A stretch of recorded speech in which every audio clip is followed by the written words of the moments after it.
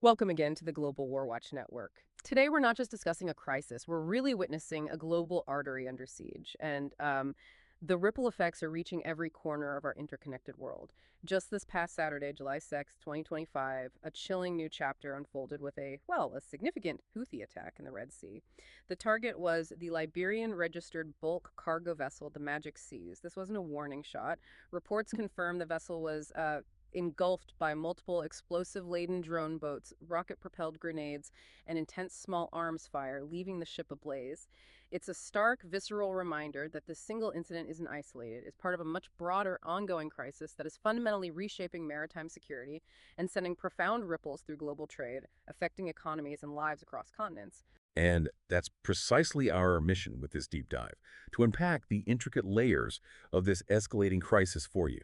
We'll be drawing from a range of the latest, most reliable sources, intelligence briefings, economic analyses, maritime security reports, to provide a truly comprehensive understanding of these Houthi maritime attacks. We'll delve into their complex origins, trace their far-reaching global consequences that extend well beyond the immediate conflict zone, and examine the multifaceted international response. Consider this your definitive shortcut to being profoundly well-informed on a critically important global issue that impacts everyone, whether you're explicitly tracking shipping lanes or, just buying groceries. Okay, let's unpack this. We're talking about the Red Sea here, a body of water that might seem geographically distant to many, but its strategic importance to global commerce simply cannot be overstated. Why is the Red Sea so utterly vital to the world economy? Geographically, it's a saltwater marvel, nestled precisely between the continents of Africa and Asia. To its south, it connects directly to the Indian Ocean via the Bab el-Mandeb Strait and the Gulf of Aden, which are, well, critical choke points. And to the north, it's bordered by the Sinai Peninsula, leading us through the Gulf of Aqaba and the Gulf of Suez, which of course serves as the southern gateway to the Suez Canal. This unique geographical positioning makes it the shortest, most efficient maritime route between the bustling markets of Europe and the manufacturing powerhouses of Asia, an absolute indispensable lifeline for container shipping and international trade. What's truly fascinating, and quite frankly alarming when you consider the current threats, is the sheer volume and incredible diversity of trade that relies on this corridor daily. To give you some concrete figures, as of January 2024, approximately 15% of all global seaborne trade, an astonishing volume, transited the Red Sea. This includes critical commodities like 8% of the world's grain, which feeds millions. Right, essential stuff. Exactly. Plus 12% of all seaborne oil, fueling our industries and transportation, and 8% of global liquefied natural gas, or LNG, trade, which is vital for energy security. These aren't just abstract percentages or dry statistics. They represent the essential goods that literally make our world function. The food on our tables, the fuel in our vehicles, the raw materials for our factories, and the finished products we rely on daily, from smart devices to clothing. The Red Sea offers unparalleled efficiencies in terms of drastically reduced distance, minimized transit time, and significantly lower fuel consumption. Which made it the go-to route. Precisely. It previously made it the preferred, in fact, the ideal and most cost-effective choice for international shipping companies looking to optimize their incredibly complex global supply chains. For decades, it was a smooth, efficient highway. And traditionally, when we discussed maritime security in this region, our minds often immediately went to Somali piracy. We envisioned small, fast skiffs operated by opportunistic criminals, often seeking ransom. But the threats we're now seeing from the Houthis represent a profound shift, a significant departure from that traditional understanding. It's a completely different animal, isn't it? Indeed, it's a seismic shift in the maritime security landscape. These emerging threats go far, far beyond the traditional model of piracy, which was primarily focused on opportunistic hijackings for financial gain. The ongoing complex conflict in Yemen has regrettably introduced an entirely new, more dangerous layer of complexity. We're no longer just dealing with random acts of crime. Instead, we're confronting the very real potential for widespread collateral damage from broader regional conflicts and, crucially, the deliberate targeted attacks on commercial ships based on perceived political affiliations or national flag. So it's targeted now? Exactly. This marks a profound, significant departure in attack methodology. We've moved from a relatively predictable pattern of small boat attacks focused on ransom, where the goal was to capture and negotiate, to a far more determined, ideologically driven, and even self-sacrificial approach. The Houthis are employing advanced weaponry with clear political objectives, and this fundamentally changes the calculus of risk for every ship on the water. It's the difference between dealing with a common thief and, well, a state-backed, highly motivated actor with a military-grade arsenal. That's a critical distinction, and it begs the question, who exactly are these Houthis, and what has enabled them to launch such a sophisticated campaign that is now disrupting global commerce? When did this all officially begin in the Red Sea? The official, recognized start of the Houthi shipping attacks in the Red Sea can be pinpointed to November 2023. This date marks a clear, dramatic escalation of their activities beyond the confines of the Yemeni civil conflict, explicitly extending their military operations into international waters. And what are their stated motivations for these attacks? It seems quite explicit. They've been remarkably explicit about their stated reason. Oh. They claim to be acting in solidarity with Palestinians in the ongoing war between Israel and Hamas. They've gone further to establish very specific, self-proclaimed criteria for targeting ships, often based on perceived Israeli, U.S. or U.K. connections, or even the flag the vessel flies. Okay, but there are links. External links. Yes, and it's absolutely crucial to understand, as per our source material, that the Houthi group serves as a central proxy of the Iranian regime. Our sources clearly state that they receive substantial funding and weaponry for their operations directly from Iran and are considered a partner in Iran's global terrorist activity. Our aim here is just to impartially report on this relationship as it's presented in the source material, providing you with the full, factual context of their capabilities and motivations without taking any political sides. This connection to a regional power, rather than just being an isolated local militia, fundamentally enhances their capabilities and strategic reach. Here's where it gets really interesting. We've discussed their motivations and origins, but how have these attacks evolved since November 2023? And what kind of sophisticated tools are the Houthis bringing to the fight? Because from what we've seen, it's certainly not just a few individuals in a simple skiff anymore. Their arsenal and tactics seem to be constantly adapting and growing more dangerous. You're absolutely right. Their arsenal and operational tactics have become increasingly sophisticated, demonstrating a significant leap in their capabilities.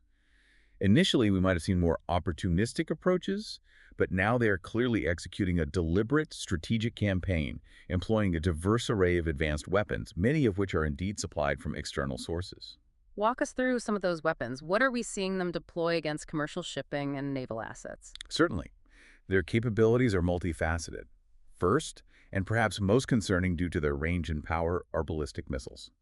These are long-range, highly accurate, and incredibly powerful weapons. We've seen them used with devastating effect against both military vessels and commercial ships. Like the Zographia. Exactly. The Zographia, a Greek-owned bulk carrier, was directly hit by an anti-ship ballistic missile in January 2024, causing significant damage and forcing it to divert. Another example is the Huangpu oil tanker, which was struck by no fewer than 5 or 6 anti-ship ballistic missiles in March 2024. That really highlights the destructive potential and the intent to cause maximum damage. And cruise missiles, too. Cruise missiles, yes, which have also been deployed in targeted attacks.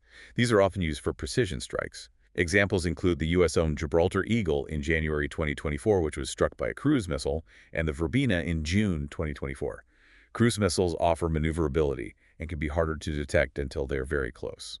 And the drone boats, those seem particularly alarming. Yes. A particularly alarming and increasing development is the use of unmanned surface vehicles, or USVs, commonly known as drone boats. These are often remote-controlled and designed to be explosive-laden, essentially acting as seaborne suicide bombs. We saw this devastatingly in the recent Magic Seas attack on July 6, 2025, where multiple USVs were reported to have struck the vessel, igniting it. And the Tudor sinking as well. Another tragic example is the Tudor bulk carrier in June 2024, which was not only struck by a USV but also a missile, causing it to take on water rapidly and eventually sink, with the loss of a crew member. These USVs are designed to approach vessels at high speed, sometimes initially firing small arms and RPGs to create panic before detonating their explosive payload upon impact. They also have aerial drones. They also employ unmanned aerial vehicles, or UAVs, more commonly known as drones. These include both surveillance drones and kamikaze drones, designed for one-way explosive attacks. The Genco Picardy was hit by a one-way UAV in January 2024, demonstrating their capability to strike from the air. And the more conventional stuff, too, RPGs. And finally, while less technologically advanced than the others, they still effectively use rocket-propelled grenades, or RPGs, and small arms fire from skiffs approaching commercial vessels. These are often used in conjunction with the more advanced systems, either as a diversion or to inflict additional damage on closer targets. This multi-pronged approach makes it incredibly challenging for ships to defend against. It's clear they're not relying on just one method, but a coordinated, evolving strategy. Can you give us a quick rundown of some of the most impactful and significant incidents from the timeline that truly illustrate this escalating threat and, well, the human cost involved? Of course. The campaign truly escalated and gained international attention with the seizure of the Galaxy Leader on November 19, 2023. This was a dramatic act, as a helicopter landed on the vessel and it was then rerouted to Hodeidah, with its entire crew detained. This immediately signaled a new and aggressive level of maritime aggression, unlike anything seen previously in the Red Sea. Then there was that huge attack in January. Moving forward, on January 10, 2024, we witnessed what has been described as an omnibus attack. This was to date the largest Houthi attack, involving a staggering combination of at least 21 UAVs and missiles launched simultaneously.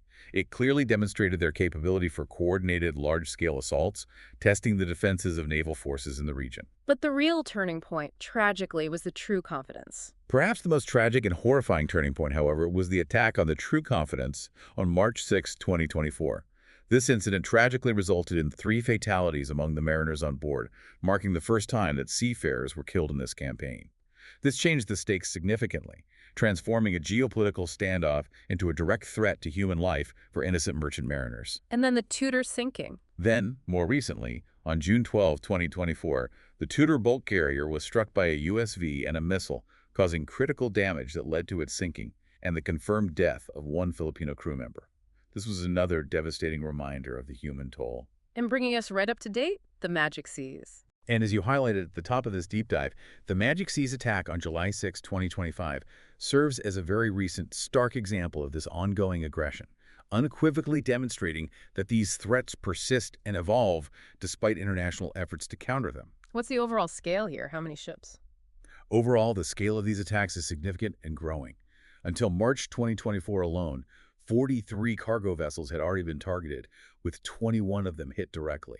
This has tragically led to those 3 seafarer fatalities and the sinking of at least 1 bulk carrier. These aren't just isolated incidents. They represent a sustained, dangerous campaign. So we've outlined the escalating threat, but what happens when you cut a global artery like this? The Red Sea isn't just a distant place on a map for shipping, it's a vital vein. Let's trace how these attacks are now causing systemic shockwaves across the entire global economy, hitting everything from your grocery bill to your carbon footprint. What does this all mean for the world beyond the Red Sea? The primary and most immediate impact, as you alluded to, has been a massive, unprecedented disruption to global trade routes. Major maritime transport companies, faced with the unacceptable risk to their crews and vessels, quickly and collectively realized that the threat was simply too high to continue business as usual. They began diverting their ships en masse from the historically efficient Suez Canal route to the much longer, far more circuitous Cape of Good Hope route, which involves circumnavigating the entire African continent. That's a huge detour. It is. This isn't a minor detour or a temporary inconvenience. It's a fundamental, costly, and time-consuming shift in established global shipping lanes that has implications for virtually every industry. And how significant has that shift been? Are we talking about a few dozen ships or a fundamental redrawing of shipping maps? It's absolutely a fundamental redrawing. The scale of this rerouting is staggering. By the end of March 2024, maritime traffic through the Suez Canal and the Bab el-Mandeb Strait had effectively halved, dropping by an astonishing 50%. Halved? Wow. Yes. Conversely, and logically, traffic via the Cape of Good Hope likely more than doubled in that same period, as ships sought safer passage. This means that a monumental over 80% of marine cargo vessels that would typically transit the Red Sea were rerouted. 80%. Over 80%. Yeah. To put it into even more concrete terms, by February 2024, a staggering 586 container ships had already been redirected, and the amount of container tonnage passing through the Suez Canal, a key economic indicator, decreased by a dramatic 82% from its December 2023 figures. 82% drop in tonnage? That's incredible. It is. This isn't just a few ships taking a longer way around. It's a wholesale re-engineering of the global supply chain, impacting trillions of dollars in trade. And rerouting thousands of ships halfway around Africa sounds incredibly inefficient and expensive. What are the tangible economic consequences of this new, longer route for businesses and ultimately for consumers like us? The economic consequences are substantial, multifaceted, and ripple through every layer of the global economy. Yeah. First, let's talk about the increased time and distance. The Cape of Good Hope route is approximately 53% longer than the direct Suez Canal route. 53% longer. Yes. This translates to an additional 4,575 nautical miles, representing a 29% increase in total sailing distance for a typical journey from Asia to Europe. For ships heading to crucial North Atlantic and Northern European destinations, this means an additional 12 to 14 days at sea. Almost 2 extra weeks. Pretty much. No. Almost 2 extra weeks of transit time. To give you some real-world examples, a journey from Shanghai, China to Rotterdam, a major European port, now takes about 35 days compared to approximately 27 days via Suez. Similarly, a trip from India to Europe that used to take about 25.5 days now stretches to around 34 days. This extended transit time has meant that roughly 60% of the world's containerized trade is now experiencing significantly longer transit times and inevitably delayed deliveries. Which messes up the whole supply chain. Exactly. This has a direct, disruptive knock-on effect throughout the entire supply chain, from manufacturing schedules to retail availability. And longer journeys mean exponentially more costs, right? Break down how those costs are soaring for shipping companies and how that trickles down to everything we buy. Exactly. The costs rise significantly across several critical categories, and these are costs that eventually make their way to the consumer. Firstly, fuel consumption increases by approximately 30% for the Cape of Good Hope route compared to the Suez Canal route. 30% more fuel. Yes, because of the longer distance and often the need for ships to travel at higher, less fuel-efficient speeds to try and make up for lost time.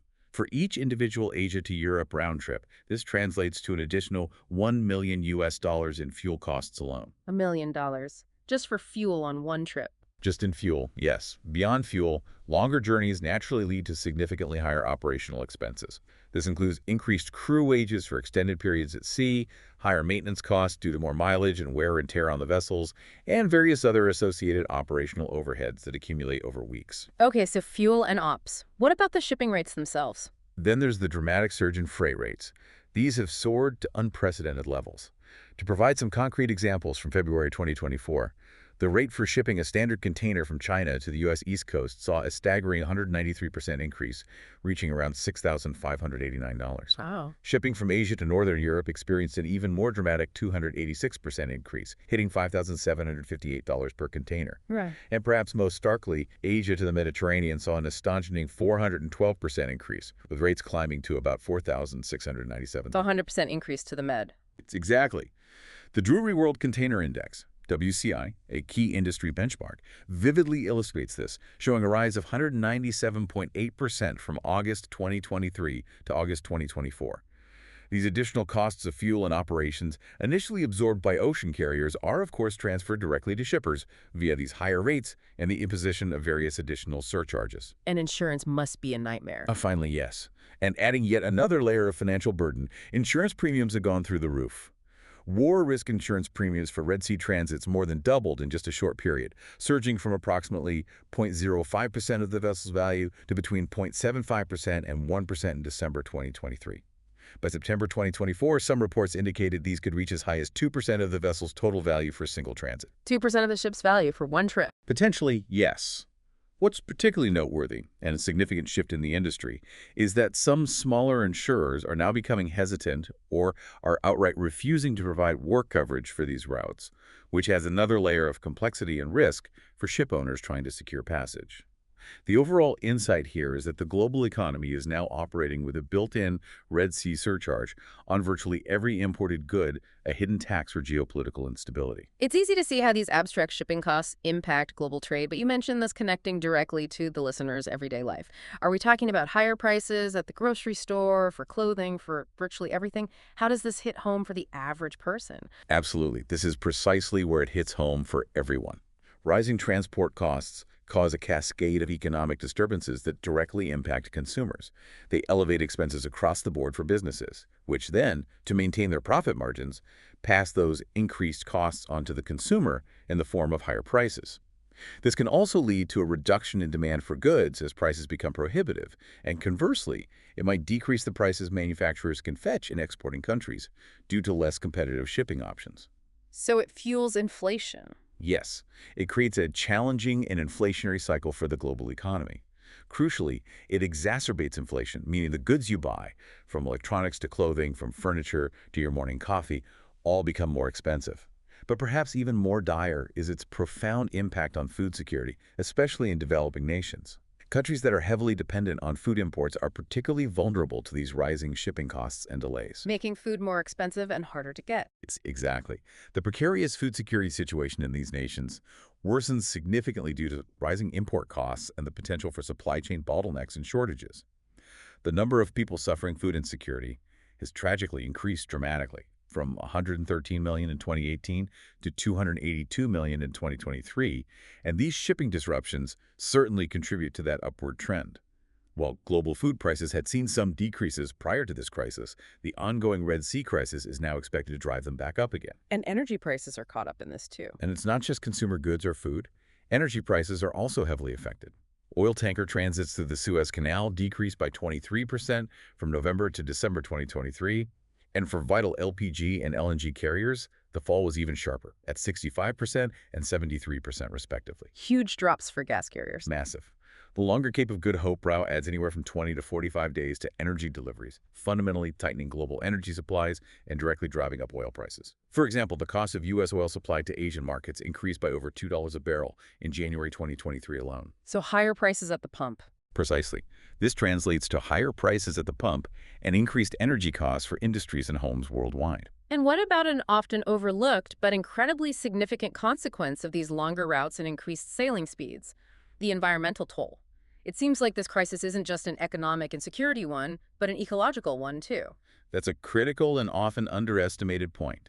The maritime shipping industry, by its very nature, accounts for almost 3% of global greenhouse gas emissions, making it a substantial contributor to climate change. 3% is significant. It is. The longer distances traveled by rerouted ships directly result in massively increased fuel consumption, which, in turn, leads to significantly higher greenhouse gas emissions. For context, global shipping emissions rose from 210 million tons in 2013 to 231 million tons in 2023, with only a brief, anomalous dip during the initial phases of the COVID-19 pandemic in 2020. The current Red Sea crisis is now unfortunately accelerating this upward trend. Can they quantify that increase? To give you a clearer, more precise picture of this increase in CO2 emissions, let's compare January 2024 figures to October 2023, before the crisis truly escalated. Routes from Singapore, Malaysia to Europe saw an alarming 40% increase in carbon emissions. 40%, just on that route. Yes. Similarly, China to Europe routes experienced a substantial 30% rise. When you combine the effect of these longer distances, the increased sailing speeds as ships desperately try to make up for lost time and adhere to delivery schedules, and the necessary shift to older, often less fuel-efficient vessels to add capacity to the overwhelmed global fleet, well, the numbers are truly stark. So what's the potential combined effect? These combined factors could result in a staggering 260% increase in CO2 emissions for Asian Northern Europe routes. 260%. And an even more dramatic 354% increase for Asia Mediterranean routes compared to pre-crisis levels. It's a significant environmental setback, undermining global efforts to reduce carbon footprints, alongside all the economic ones. So, on top of everything else, this violence is keeping global trade on a downward path. It's almost as if the world is contracting economically in response to this crisis. Precisely. The overall violence and the ongoing, unavoidable need for ships to reroute around the Cape of Good Hope have significantly impacted the global import and export landscape, acting as a persistent drag on trade recovery. We've seen a noticeable, concerning drop in imports and exports from major economic players like Germany, the European Union as a whole, and the United States compared to November 2023, when the attacks began to escalate. This isn't just about higher costs or insurance premiums. It's about goods literally remaining at sea for longer, unable to be unloaded at their planned destinations. Which hits trade figures directly. Exactly. It directly affects national trade figures, supply chain reliability, and ultimately economic growth. For instance, the transit times between crucial Asian production centers and eager European consumers have increased by up to 20 days, putting immense pressure on just-in-time supply chains and leading to lost sales and opportunities. So, what have global powers done to address this escalating multifaceted threat? It can't just be commercial ships trying to outrun missiles and drone boats on their own. Surely there's a coordinated international response. You're absolutely right. There has been a significant and evolving international military response. The most prominent effort is Operation Prosperity Guardian, That's the international military coalition that was announced by the United States back in December 2023. This operation involves over 20 countries bringing together naval assets and intelligence. Its primary aim is clear: to actively defend commercial shipping in the Red Sea, protect innocent mariners, and uphold the fundamental principle of freedom of navigation in international waters. And the Europeans have their own operation. Yes, in parallel, there's also the European-led Operation Aspides, which deployed its own naval forces for defensive protection of shipping, but with an explicit mandate that it would not participate in offensive military strikes on Houthi targets within Yemen. This distinction highlights the different approaches various nations are taking to the conflict. Okay, different mandates. And what kind of military actions have we seen from these operations on the ground, or rather, at sea and in the air? We've seen several types of actions reflecting the severity of the threat.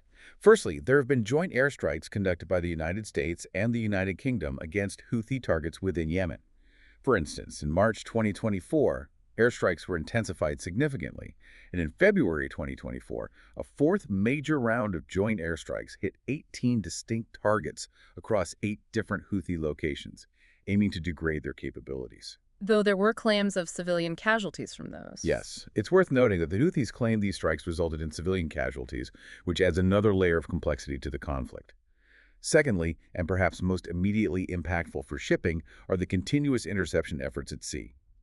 U.S. Navy warships, such as the USS Laboon and USS Mason, alongside the UK's HMS Diamond, France's Frem Alsace, Germany's frigate Hessen, and Greece's frigate Hydra, are actively operating in the Red Sea. Actively shooting down threats. Yes, they are constantly monitoring, tracking, and engaging Houthi missiles, UAVs, and USVs, intercepting them before they can strike commercial vessels or military assets. We've seen numerous successful interceptions. HMS Diamond, for instance, famously shot down a Houthi drone in January 2024. The French Frem Alsace successfully destroyed a Houthi UAV flying towards commercial vessels in March 2024, preventing a potential disaster. And the USS Laboon heroically shot down an anti-ship cruise missile targeting it in February 2024.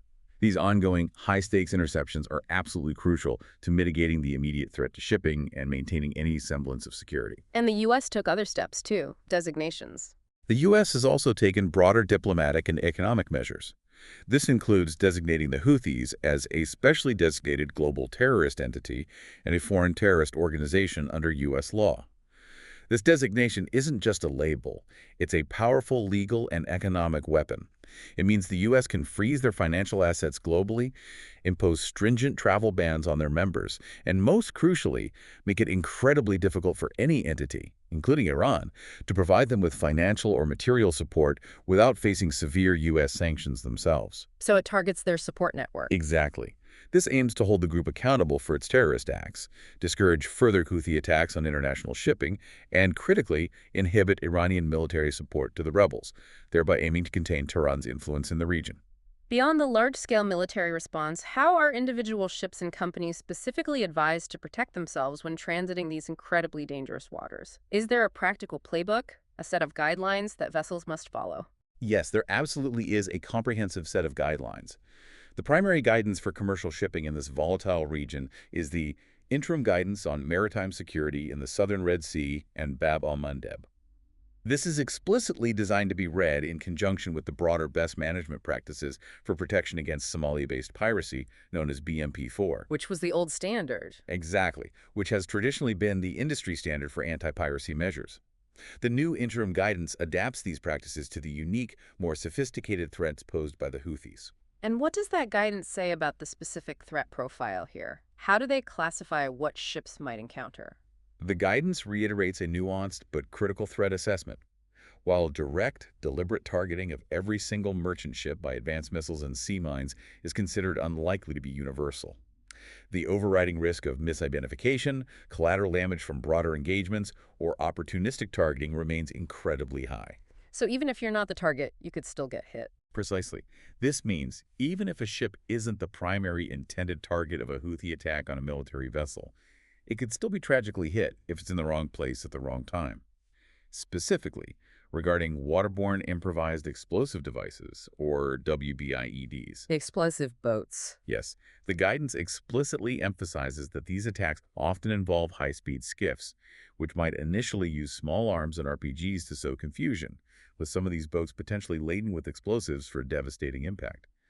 The guidance stresses that counter-piracy measures, like increasing speed to outrun attackers and aggressive maneuvering to avoid close contact, are crucial here to prevent these skiffs from attaching to or making direct explosive contact with the ship's hull. Historical incidents such as the attack on the MV Muskie in 2017 and the MV Galicia Spirit in 2016 highlighted these distinct non-piracy attack methods, which differ significantly from traditional piracy tactics and require a different defensive mindset. So, beyond understanding the threat, what are the concrete, actionable steps, the self-protection measures, that are rigorously recommended for ships and their crews? What does a captain need to do on a daily basis? There are several key preparations and self-protection measures that are strongly advised, in fact, deemed essential, for companies and individual ship masters to implement. First, information gathering is paramount and must be continuous.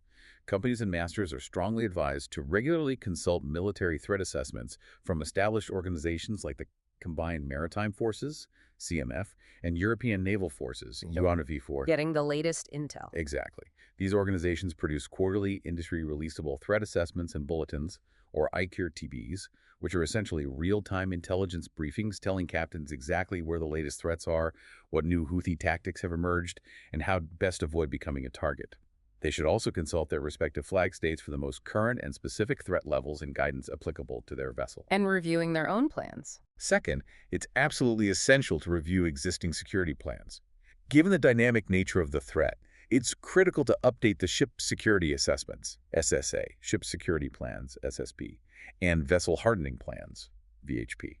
Think of these not just as paperwork, but as practical blueprints for survival on the sea. Adapting them for missile threats, not just pirates. Right. The SSA assesses vulnerabilities, the SSP outlines procedures and responsibilities for security incidents, and the VHP details physical enhancements to the ship to make it harder to attack or board.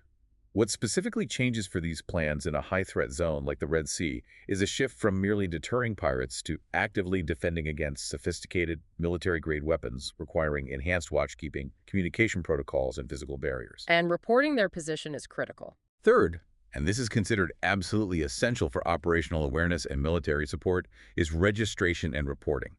Ships must register with the Maritime Security Center Horn of Africa, MSC-HOA, and consistently report their movements and status to UKMTO, the UK Maritime Trade Operations. This ensures the military is fully aware of their presence, their intended route, and their vulnerability in the region. It allows the ship to access vital information, warnings, and direct support from military forces if an incident occurs. And report anything suspicious. Yes. Ships are also strongly encouraged to report any suspicious activity, no matter how minor it seems, providing as much detail as possible, including photos, video, and radar data, if it's safe to do so without compromising the crew's safety. Even seemingly inconsequential activity can be invaluable when combined with hundreds of other reports, helping to build a comprehensive intelligence picture. What about sticking to specific routes? Fourth, the use of the Maritime Security Transit Corridor, or MSTC, is strongly recommended. This is not just an arbitrary line on a map. It's a military-established corridor where naval forces concentrate their presence and surveillance efforts. It strategically includes the Internationally Recommended Transit Corridor, IRTC, and the Battle Mandeb Traffic Separation Scheme, TSS. So, stay where the protection is. Exactly. Using this corridor isn't just about following rules. It's about putting your ship precisely where the naval forces are most concentrated, maximizing your chance of being under their protective umbrella and surveillance, much like a convoy on a dangerous road. And armed guards, is that recommended? Fifth, regarding the use of privately contracted armed security personnel, or PCASP, there's a recognized complexity. It can be incredibly difficult for mariners to differentiate quickly between a traditional piracy attack and a more politically motivated non-piracy attack in the initial stages, as both might involve small boats. Also, national policies on PCASP use and the rules of engagement for lethal force vary significantly from flag state to flag state. So it depends on the flag state's rules. Correct. Therefore, companies need very clear guidance from their flag states on the permissibility and escalation of force in such circumstances, ensuring legal compliance and crew safety. And finally, what about protecting the crew from blasts? And finally, protection against explosions. Ships are advised to designate a primary safe muster point for the crew in the event of an external explosion. This is often the central stairway within the accommodation block, ideally well above the waterline and away from the ship's outer hull. The idea is to channel any blast force away from that designated safe area, providing the absolute maximum protection for the crew in what is often a very sudden, violent, and disorienting event.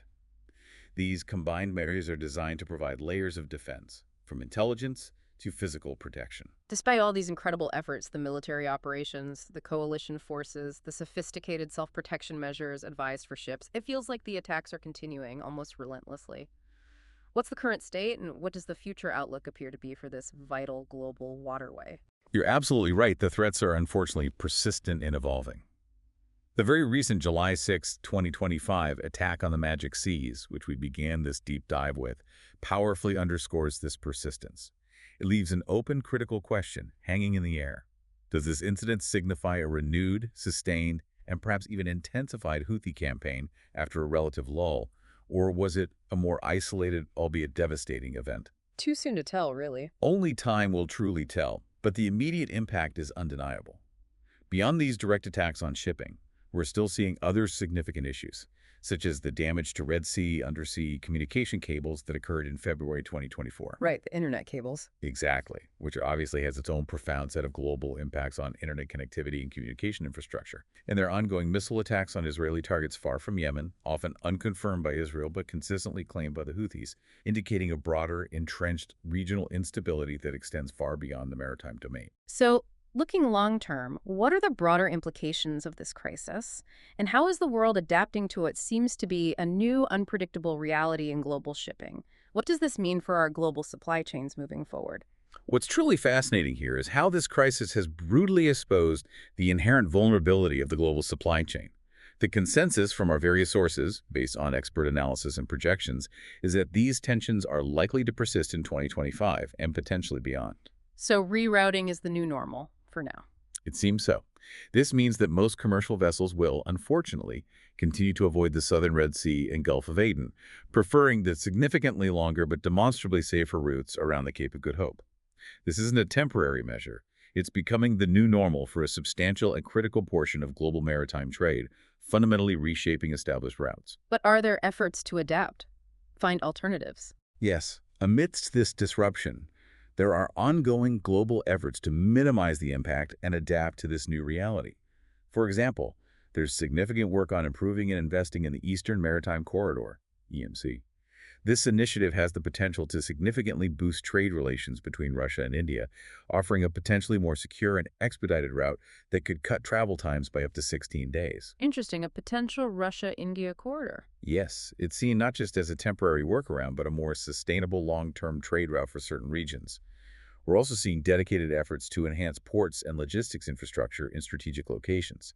A notable example is the substantial USD 200 million investment by AD Ports Group in the Safaga Seaport in the Red Sea.